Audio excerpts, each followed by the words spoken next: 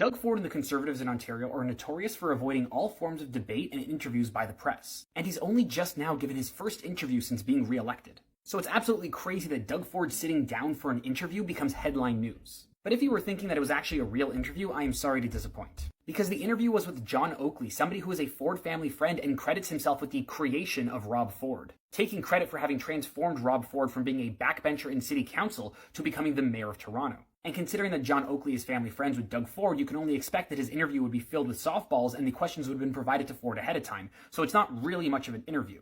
And yet, Doug Ford still managed to stumble his way through all of the questions in an embarrassing fashion. When asked to define attainable housing, something that the Ford government has refused to do thus far, he said, it's basically you're going to be able to own a home that's going to be more attainable. It's attainable. It's going to be lower cost than regular priced homes. I want you to read back this quote with your best Donald Trump impression, because if you didn't know this was a quote from Ford, I could see it easily being mistaken for a Donald Trump quote. So this interview is just another example of why Doug Ford can't govern and is unfit for office. He doesn't even know the things that he's talking about, even when he's being interviewed by a family-friendly journalist who provides the questions for him ahead of time. No wonder he never answers real questions from the press.